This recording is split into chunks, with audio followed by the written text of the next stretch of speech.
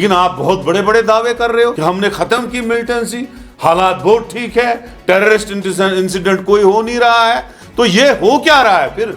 इस बात का जवाब तो देना प्राइम मिनिस्टर और होम मिनिस्टर। तो लिहाजा जो हुआ है उसको हम सख्त कड़े अल्फाज में उसको कंडेम करते हैं और हमें बहुत दुख है, कांग्रेस पार्टी को बहुत दुख है।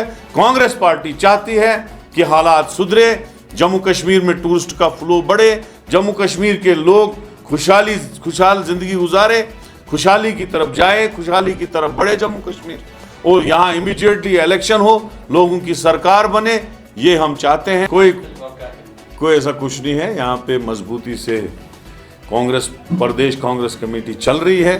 पिछले 2 साल से, वैसे ये टॉपिक नहीं है, मैं चाहना, पिछले 2 साल से कांग्रेस बहुत आगे बढ़ी है। आज भी हमने 10 लाख से ज़्यादा वोट जम्मू में लिए, जो पिछली सब इलेक्शनों का रिकॉर्ड जिससे टूटा है।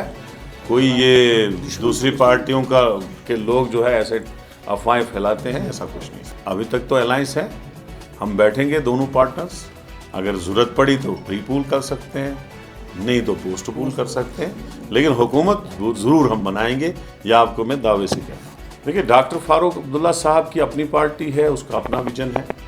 हमने आज जो प्रेस कॉन्फ्रेंस बुलाई है वो इसलिए बोली है कि जो नरेंद्र मोदी जी बार बार क्वेश्चन पूछते थे मनमोहन सिंह जी को, कहते थे कि आपके पास आर्मी है, आपके पास सिक्योरिटी फोर्सेस हैं, फिर ये टेररिस्ट हमले कैसे होते हैं, टेररिस्ट अटैक कैसे होते हैं, और हम वही क्वेश्चन उल्टा मोदी जी को पूछ रहे हैं कि ये इंसिडेंट्स कैसे हो रहे हैं। आपने पूरा डोल बजाया, पूरी कैंपेन में हमने जम्मू कश्मीर के हालात सुधारे, तो आप जवाब दीजिए इन बातों का जो हमने बताया।